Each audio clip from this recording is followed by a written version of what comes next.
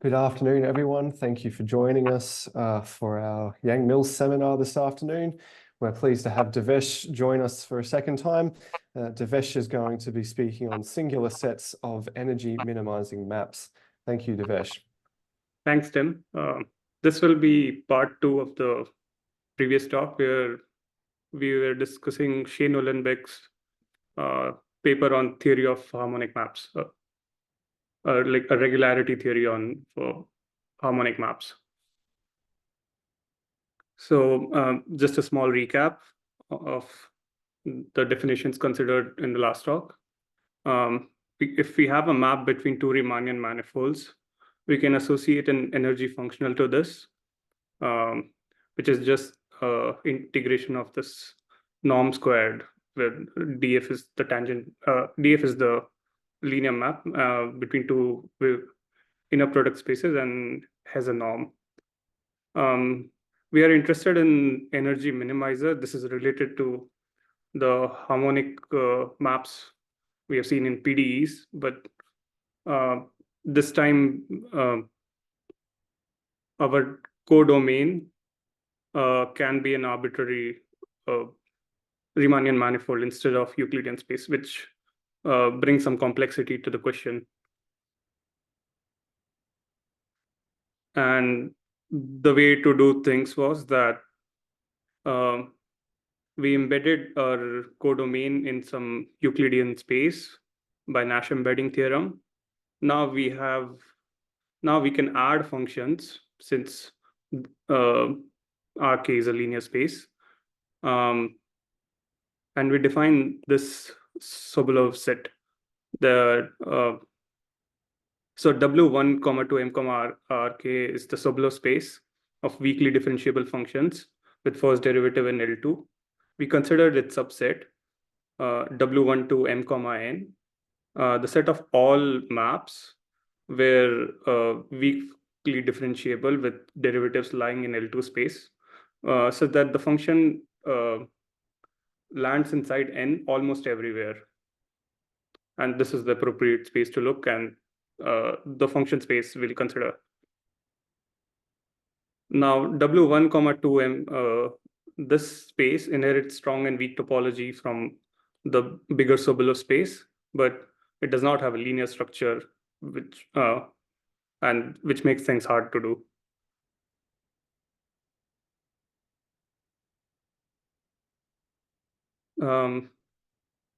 We could derive also the Euler-Lagrange equation for the energy functional with this isometric embedding into a Euclidean space, and this comes out to be this, which is like the Laplacian of f plus the second fundamental form of the submanifold n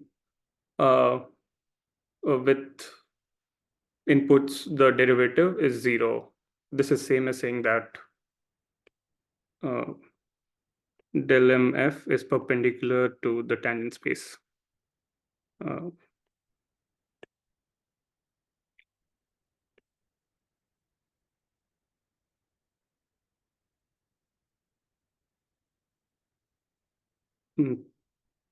Yeah, so this was the harmonic equation in this setting. And we can also do this in a weak sense. So a map from M to N, a weakly differentiable map from M to N is weakly harmonic if it satisfies this equation in a distribution sense, and I'm allowing my test function to live to map to the bigger Euclidean space.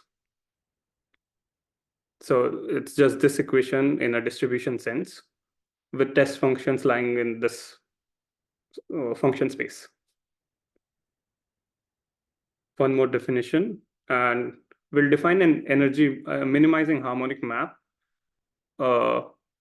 if it minimizes the energy compared to any function with same boundary values.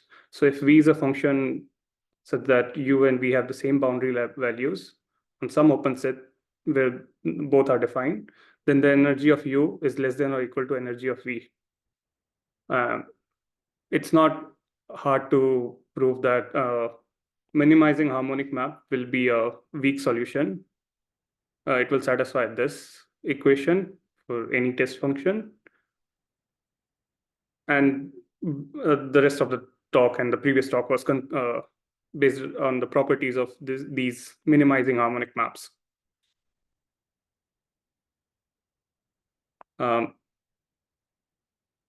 So this is the regularity theorem we started last talk, which was a theorem by Schoen-Uhlenbeck, which says that for n greater than equal to 3, if we have a minimizing harmonic map, then the singular set is a closed set.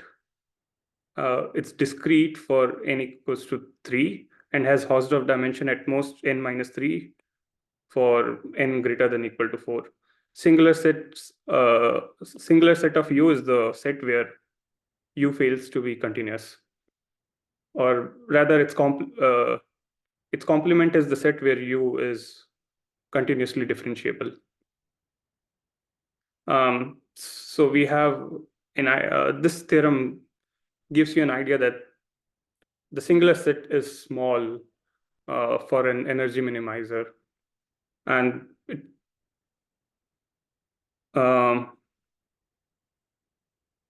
yeah, we'll do this where M is taken to be a Euclidean open set, which makes the theory a bit easier. And considering a perturbation of energy functional, we can do this for general compact Riemannian manifold as well. But it's easier to do it at first, and for where M is a open Euclidean set. So we'll assume M is sigma and Rn is an open set.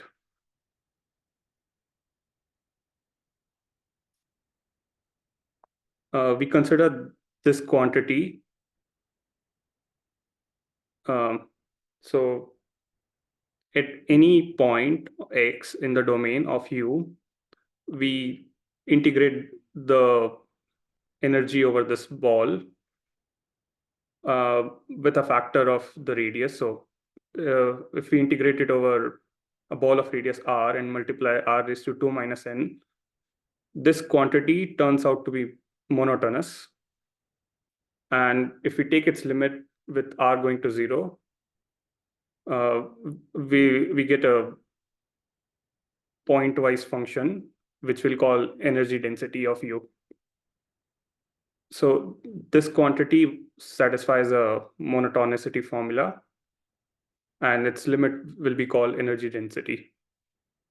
And the singularity sets were really governed by whether this energy density was 0 or not, like we saw in the last talk.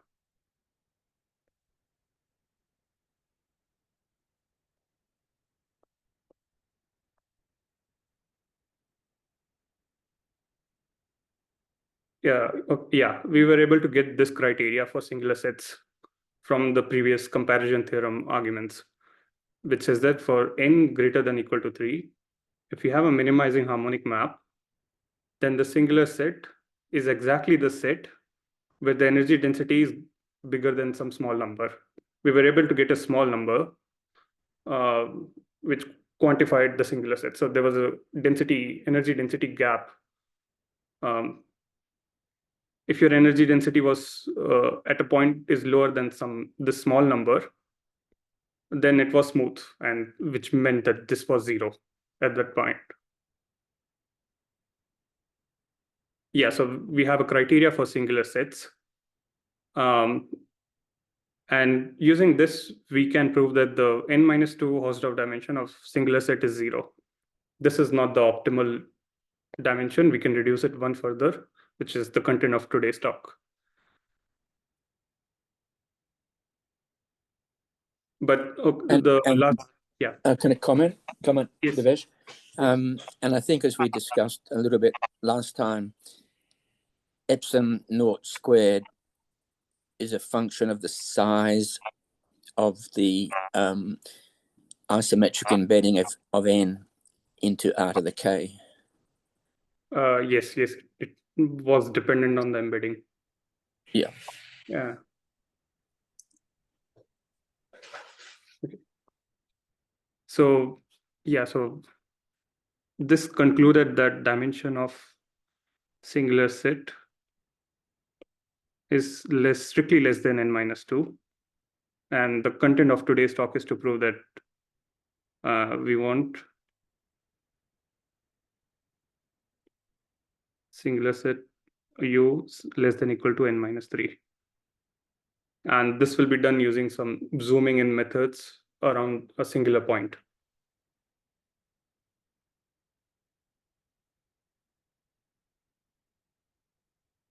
Okay, yeah, we'll need one more result before getting into the tangent maps, which is compactness of energy minimizing maps. It's a result by Hausdorff that if we have a sequence of energy minimizing maps where with bounded energy, so supremum is less than infinite for every ball considered inside the domain, then there exists a subsequence which converges to an energy minimizing harmonic map U. So you can find a subsequence UJK which converges to U in your W12 norm. It's a strong convergence on every domain, compactly domain defines. It's a normal convergence. So weak convergence was easy. Weak convergence follows from Rayleigh-Kondratyov theorem using Sobolev theory. But the hard part of this result is that proving it's a strong convergence, which was partially obtained by Schoen-Uhlenbeck, and the limit of, and that the limit, this U, is actually an energy minimizer, which was the difficult part done by Hausdorff. Once we have this compactness argument, we can we'll zoom in around a singular point to obtain more information about it. And this was done using tangent maps.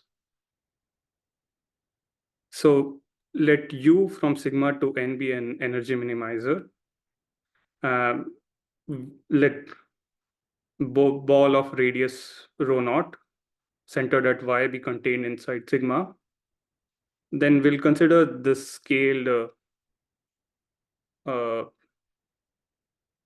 this reparametrization of our function where we have scaled the domain by rho. So u y comma rho of x is same as u y plus rho x. It's less. If we have a domain here and u mapping to some n, I have a point y, and I'm just defining some scales around it, which is like zooming in on the domain by this factor rho. An important thing to note that is this energy density type is invariant under conformal transformation. So energy of this reparametrized map will be same as, not energy, but energy multiplied by this factor of this reparametrized map will be same as the considered thing for U. So if I zoom in enough and I observe this for a ball of radius sigma, so that all of this can be defined. So this quantity, so sigma raised to 2 minus n integral of energy over ball of radius sigma is same as sigma times rho energy at ball of sigma times rho of U. This, it says that this quantity is conformal invariant, and it's not too difficult to show this. Now this is by monotonicity formula, this is less than the energy in the bigger ball, the energy of U. You had finite energy in some bigger ball. We are just zooming in around a point.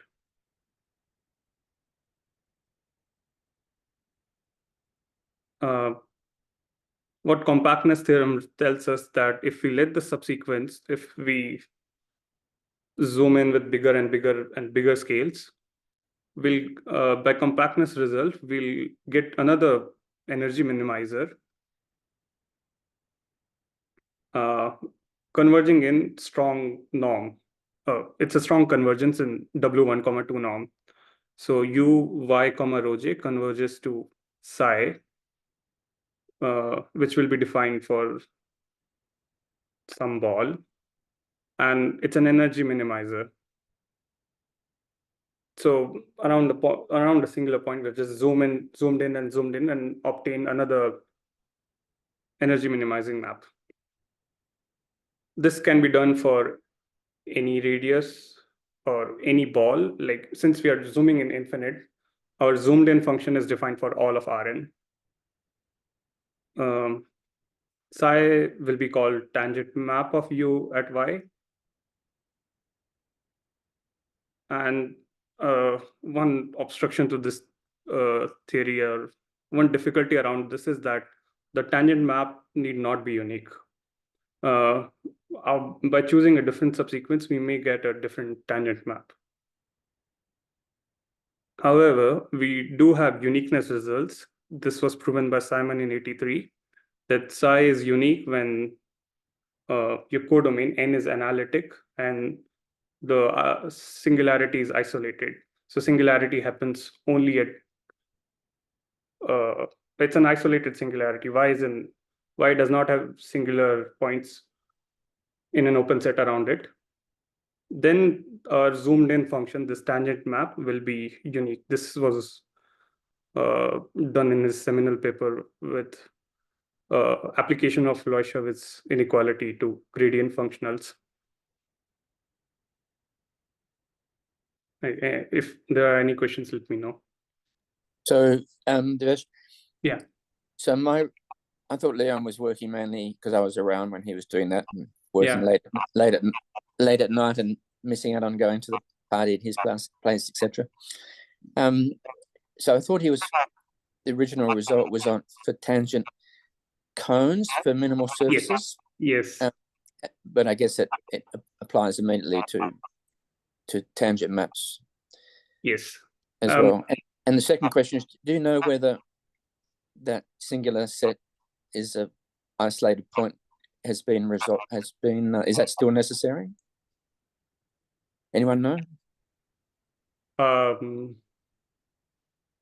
I do not know, but it needs to be analytic, which was shown by Brian White, I think. So Brian White actually has counterexamples, I think, if you don't have other restrictions. Yeah. So Ben, you need the singular set to be isolated point, do you still? You certainly need the analyticity. And I mean, there's other cases known where you get results which are more general than isolated singularities, but it's certainly not known in general. Thanks. Yeah. So White produced some counterexample when we still have isolated singularity, but N is not analytic.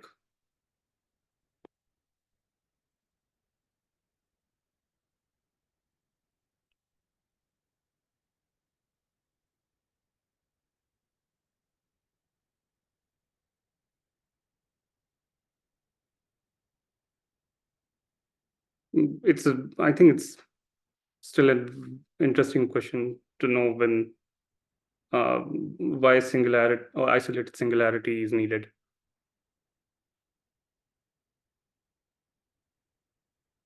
Okay, so we'll move on to properties of tangent maps, and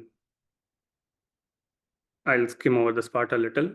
So this map was obtained by kind of an infinite zoom. So it's not too surprising that it should be homogeneous of degree 0. That means, so if I consider the energy density of U at Y, it's same as, since I was also shifting the origin, it's same as the energy density of psi at 0. And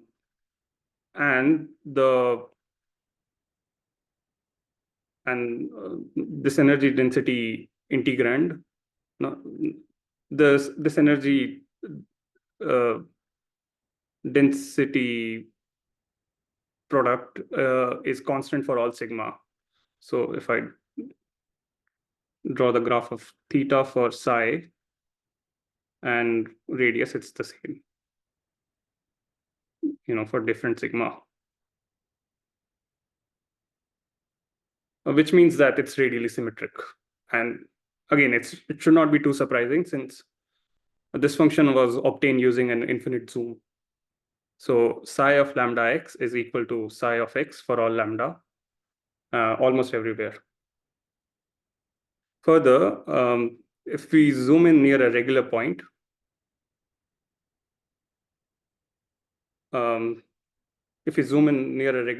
its energy density will be 0, which means the energy density of psi at 0 will be 0.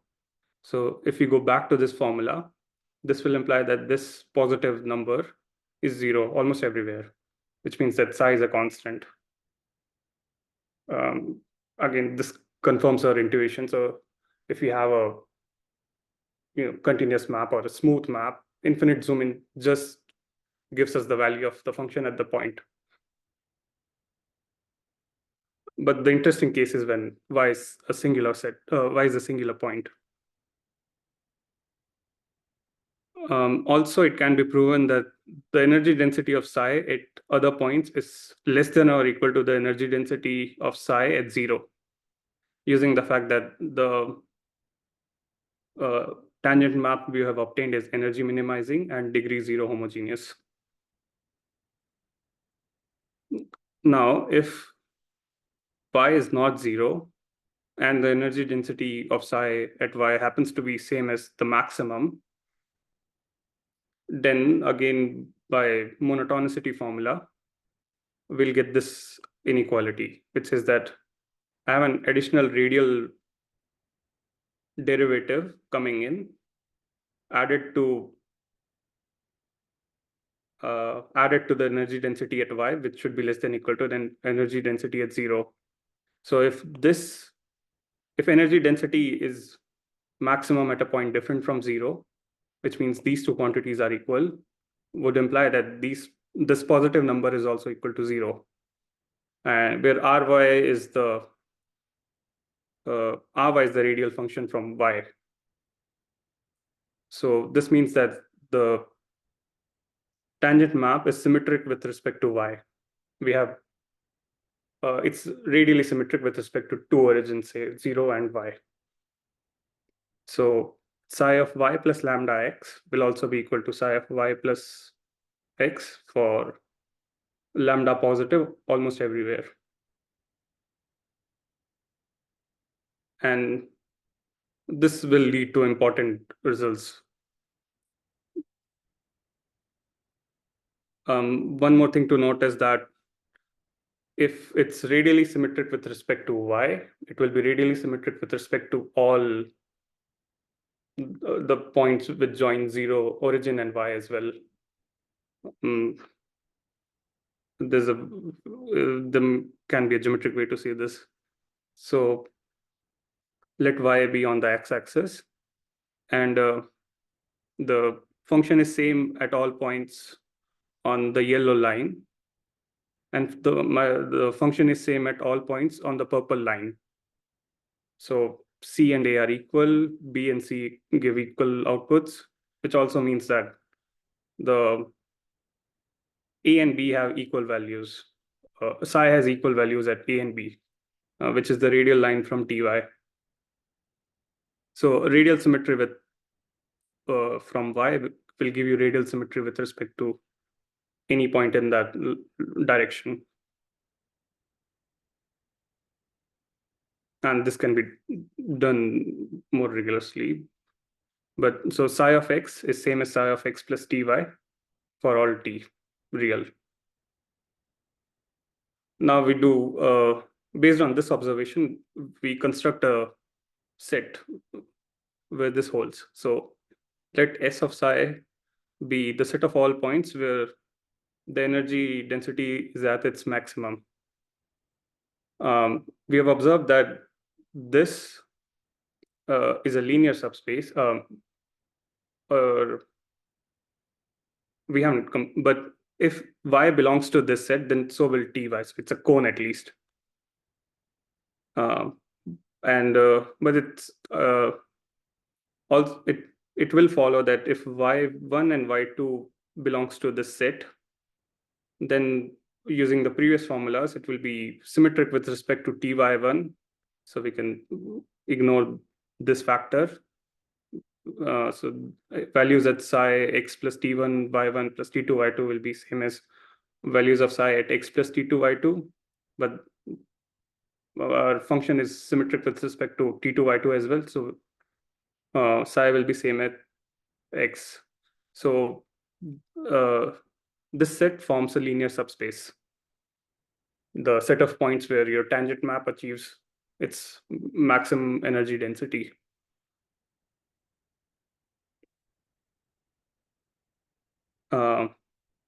Vice versa. So if you have radial symmetry with respect to other point, its energy density will be same at that point with 0. So if psi of x plus z is same as psi of x, then the energy density of psi at z will be same as the energy density of psi at z. So in conclusion, this is a linear subspace, which kind of encodes the direction where singular set is spanning. One more observation: if dimension of the set, the S psi is the maximal Rn, that is S of psi is same as Rn, then psi is a constant, which will be the case for smooth non-regular regular points. If you have a non-constant homogeneous degree 0 map, cannot be continuous at 0 unless it's a constant. So if we zoom in around a singular point, we'll have 0 as a singular point of the tangent map. And if psi is non-constant, this set is same as the set of points where energy density is at the maximum.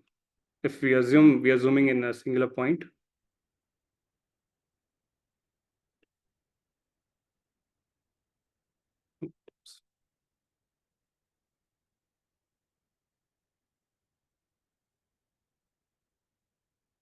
so if we are zooming in around a singular point, we get a linear subspace of singular points for this tangent map.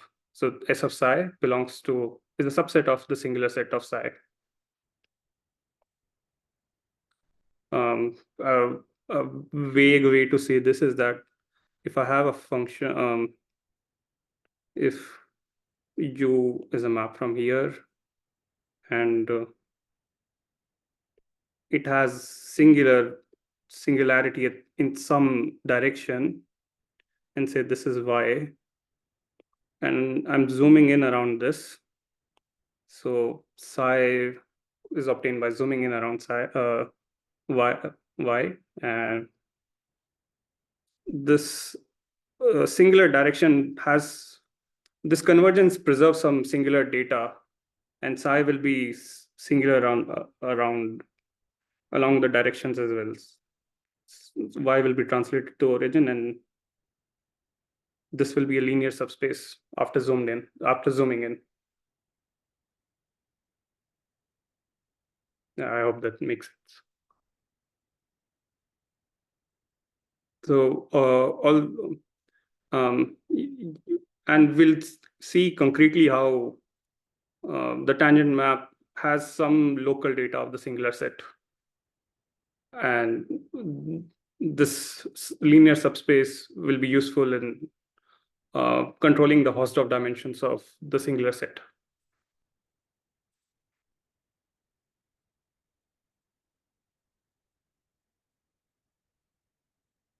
Okay, so based on this data, we'll stratify our singular set. So from the previous observation, we have that if y is a singular point, so u is not continuous around y, its tangent map will have some singularity as well. So dimension of S of psi will be less than equal to n minus 1. It can't be the full dimension for any tangent map. So yeah, based on this observation, we'll just make a chain of subsets out of our singular set. So let gamma j of u be the singular points where the dimension of the singular set, this S of psi, is less than equal to j for all tangent maps. We need this so for all tangent maps needs to be said in the definition since we don't have uniqueness of tangent maps. But so gamma j is the set of all singular points with dimension of this linear subspace is less than equal to j. And we get a chain of subsets, gamma 0 containing gamma 1 of u till gamma n minus 1 of singular set of u. Also, from the previous result, these two equalities will follow. That your singular set has to be gamma n minus 3. Essentially, you can't get this can't happen.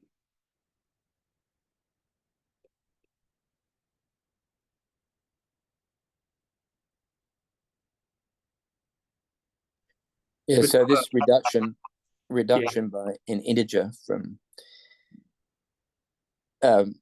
so ruling out fractal type behavior, this reduction by an integer is coming from this homogeneity, radial homogeneity. Yes. Yeah. And also the fact that n minus 2 Hausdorff dimension of singular set is 0. If this was true, we would have gotten a bigger dimension. But yeah, the question is, how can you actually get the dimension down by an integer rather than just some real number like 0.01 or something? And it's because you can do this homogeneity in the radial direction, right? Yes. It's what you've just done. Yeah. Yes. Yep. And get a linear subspace. Yes. So this is based on some linear data of the tangent map. So this reduction has, I mean, so far, this equality has to be between integer n minus 3 and n minus 2. We haven't obtained the full result, which I'll do later. But all this says is that I haven't proven that Hausdorff dimension of sigma n minus 3 is less than n minus 3. All I've proven is that you can't have this phenomena, that dimension of the S of psi, the singular set of this, the linear space of tangent map can't be n minus 2 or n minus 1. Sorry.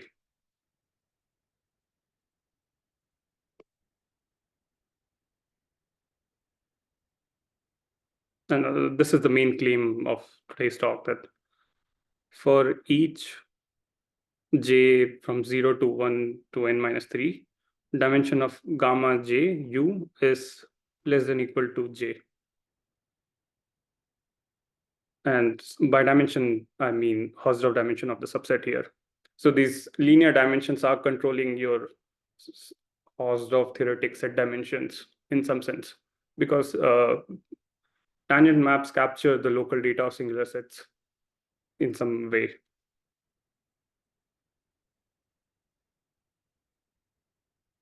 Yeah, and this is the full Schoen-Uhlenbeck result, that the Hausdorff dimension of the singular set of an energy minimizer is less than or equal to n minus 3.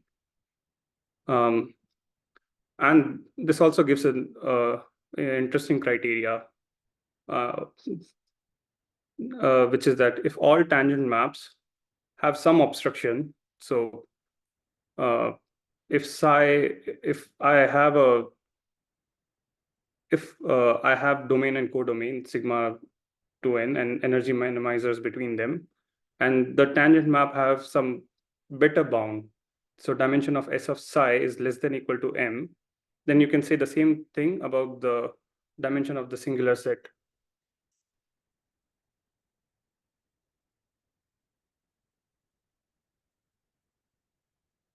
Are you hearing some noise? Not hearing too much. Okay.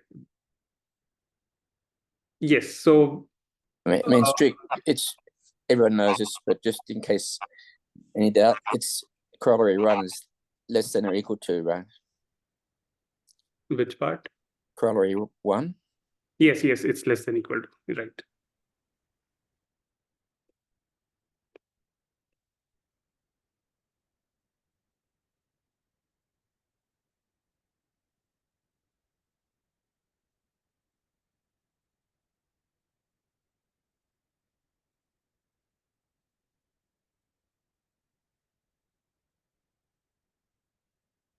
Okay, yeah, so this linear subspace dimension has some control over the Hausdorff dimension of the singular set as well.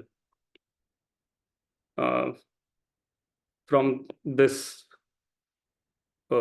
chain of subsets. So if I can control the max, if I can prove that equality happens for more of these subsets, I can reduce the dimension of the singular set further. And there are examples where this happens. So Hausdorff dimension of the singular set is controlled by the symmetries of minimizing tangent maps, which boils down to studying degree 0 homogeneous map from Rn to N, which are energy minimizing. And they can be mapped from spheres to N as well. So in particular, if we impose some additional structure on N, such that there is more obstruction, for example, when N is dimension 2 and genus greater than equal to 1, then a stronger inequality happens, which is that dimension of singular set is less than equal to N minus 4. If N has extra properties and say N is dimension 2 and genus bigger than 1, one more chain of equality happens. So you only the singular set will only be gamma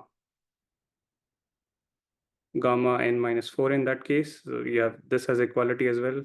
And from this result, that Hausdorff dimension of gamma j is less than equal to j, you can conclude that the Hausdorff dimension of singular set of U is even 1 less than the N minus 3 bound. Another example is this: if N has sectional curvature non-negative, then you'll have to have empty Hausdorff this will be 0.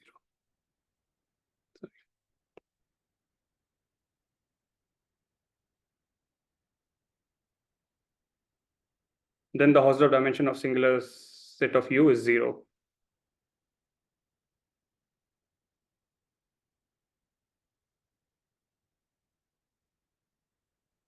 Okay, so now coming to the part where how these linear subspaces were governing the local singular data.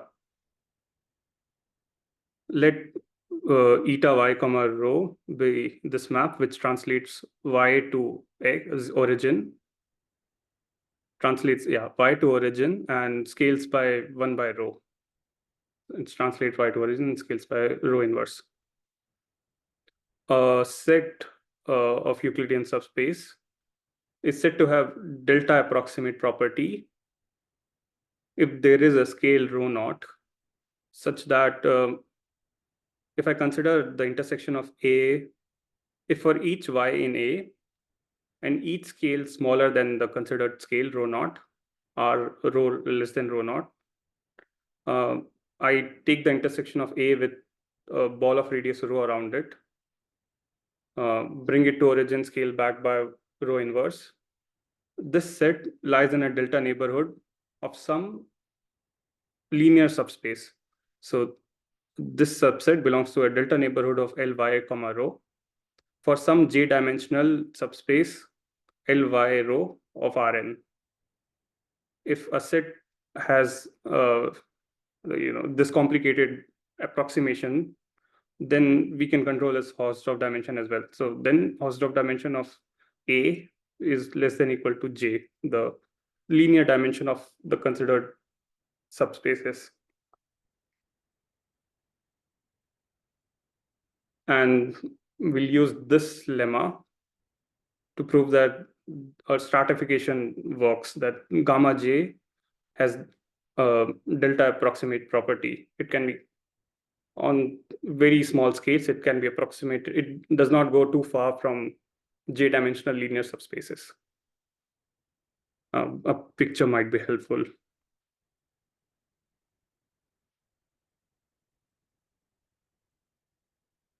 So we have a point Y in a singular set, and it has, I'm concentrating only on a ball of radius rho comma Y. Inside that intersection, the singular set does not go too far from a delta neighborhood of j-dimensional linear subspace. So this might be a singular set.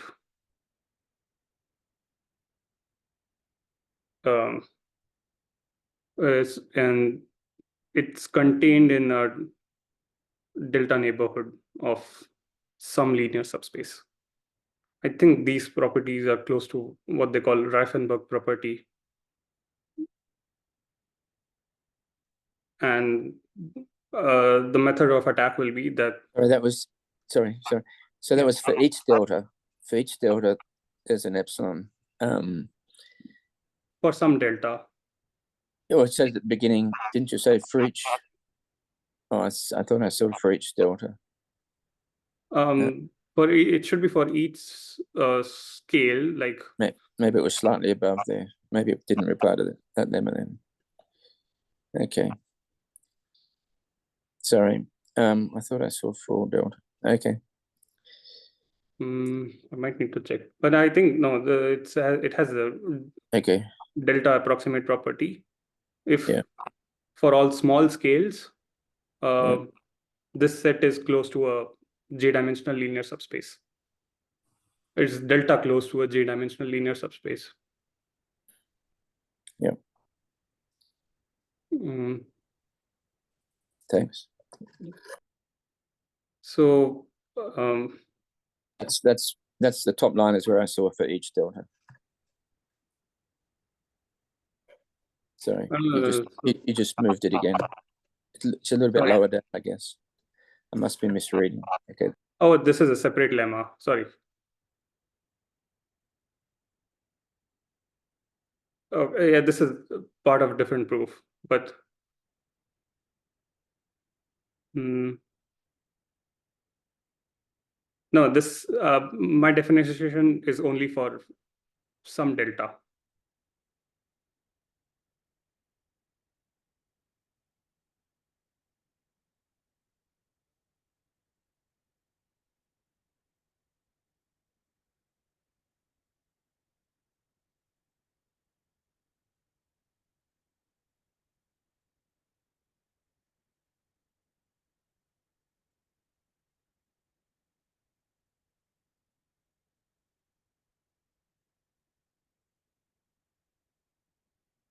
We'll prove a stronger result for all delta, but I think this still holds.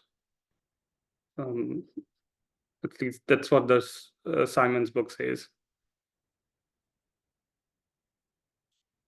Yeah, thanks. It's this second lemma I was looking at. I was just trying to understand what close to a j-dimensional subspace was, and I think it's this lemma as it says it, isn't it? Yes. And so that's for each delta that it's you can construct points where the density is within epsilon. Yes, exactly that. All the points where the density is within epsilon are in the delta neighborhood. Yes. Yeah. So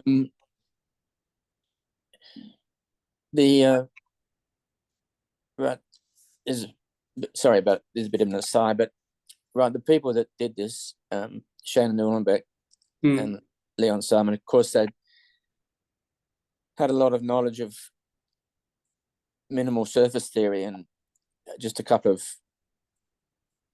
years earlier, Fred Armgren had proved his big theorem about partial regularity of minimal surfaces. And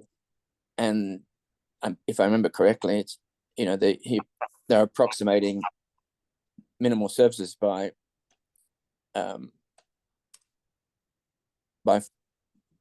graphs which basically approximately satisfied the Laplacian.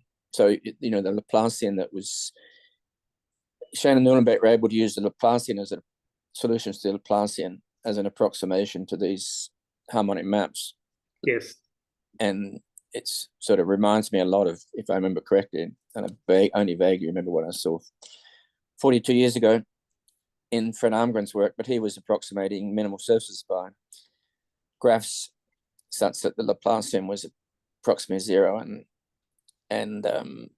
you know, so the minimal surfaces were approximately equal to tangent planes of places. So it's a lot of similar ideas, I think, is my point. It's just that, you know, this there are similar ideas coming from work in minimal surfaces, I think, all the way through here. Right, yeah, I think so too. Yeah.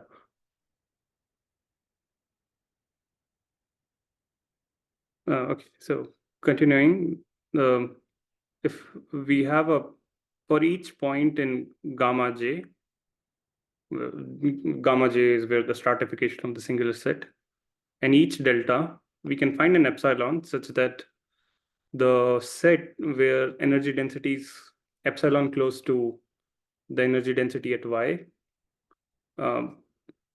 when then dilated by a factor of 1 by rho, is contained in some delta neighborhood of a j-dimensional linear subspace. And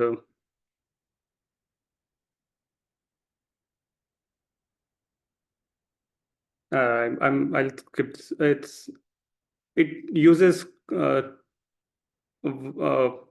upper semi-continuity of energy densities in a crucial way, and the argument goes by contradiction. That so if assume on the contrary it was false, then we can find a delta and sequence of scales of rhos and epsilons such that this considered set is not contained in delta neighborhood of any j-dimensional subspace.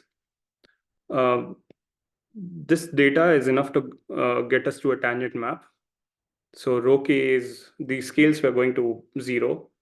After zoom, we can pick a subsequence of this rho k and consider the tangent map at y.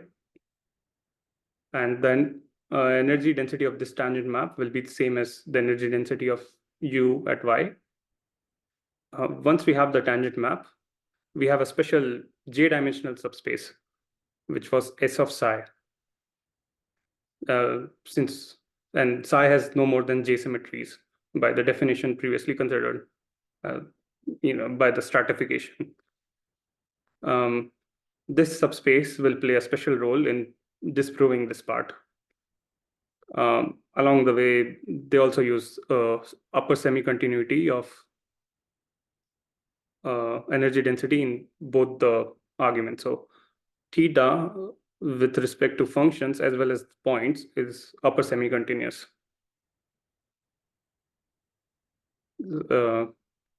And so if I plug in u rho y comma rho k in x here, this converges to u psi of 0.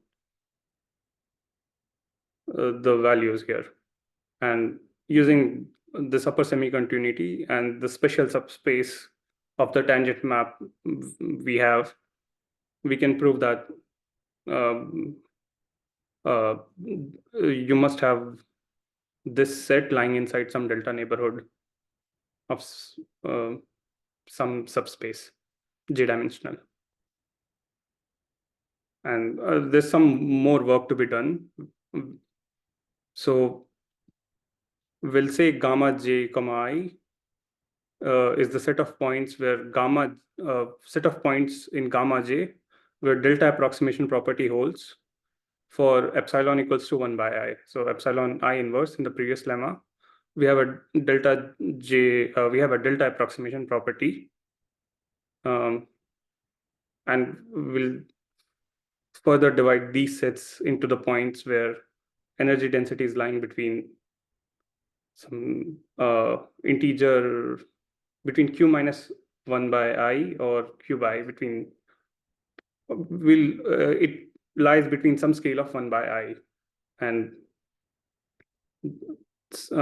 these subsets will have delta approximation property. The union will be gamma j's, and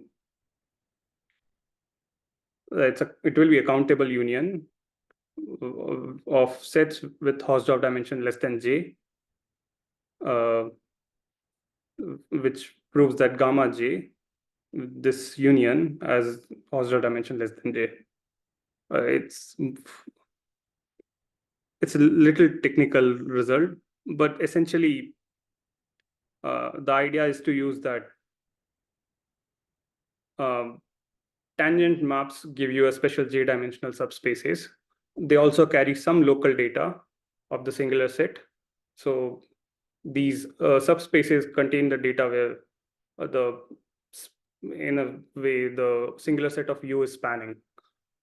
And by compactness result, we had norm convergence. We also have upper semi-continuity of energy density, which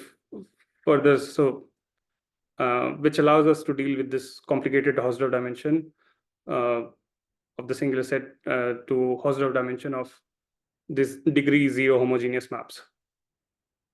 And then we go back and forth relating these two to conclude the big theorem that dimension of gamma j of U is less than equal to j, which proves the sharp bound that which proves the corollary one, that Hausdorff dimension of the singular set of an energy minimizer is indeed less than or equal to n-3, better than n-2. Yeah, I'll conclude my talk here. Thanks for that, Devesh. Sorry, my video is struggling to come on. There we go. Thank you for that. Does anyone have any further comments or questions for Devesh about the contents of his talk?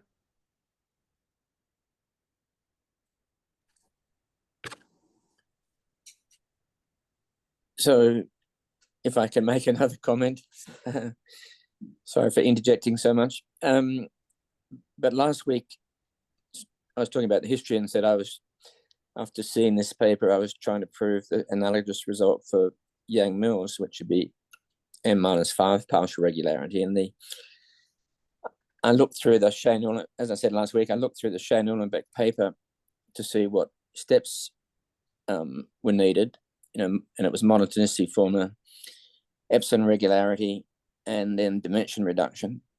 And I said, I thought that dimension reduction would go through fairly straightforwardly. And I think, Devesh, you've just gone through it for harmonic maps, but there's sort of nothing specific. This is really a geometric measure theory covering type argument. You need to be able to scale, do this radial scaling. And then and given that you've got epsilon regularity, then you're going to get the equivalent of tangent maps with tangent cones, tangent maps, tangent Yang-Mills fields, which will all be similar and I think the dimension reduction argument from n-4 to n-5 will go through exactly the same way.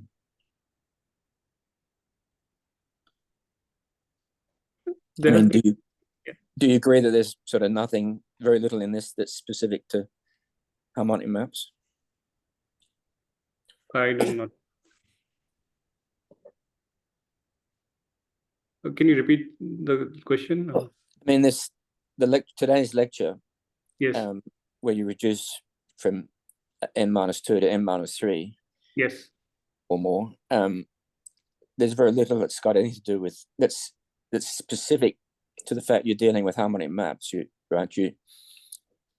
Yes, I guess you can consider other kind of energies.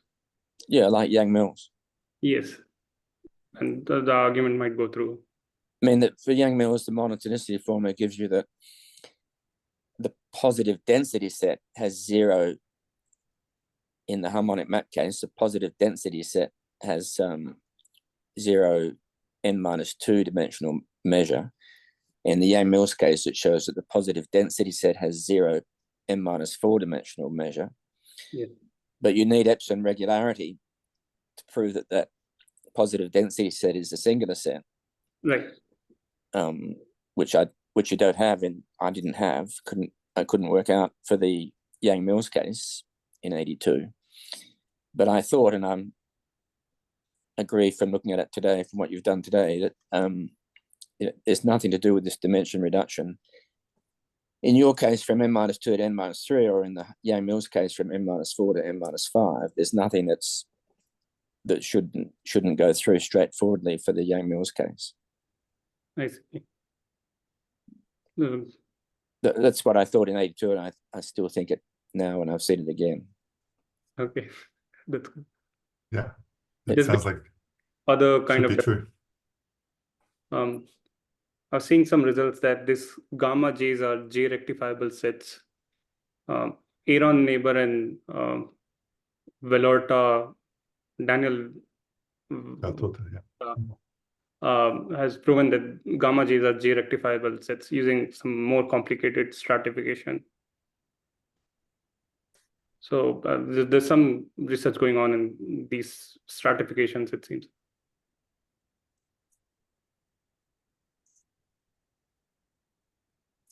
Any further remarks or questions?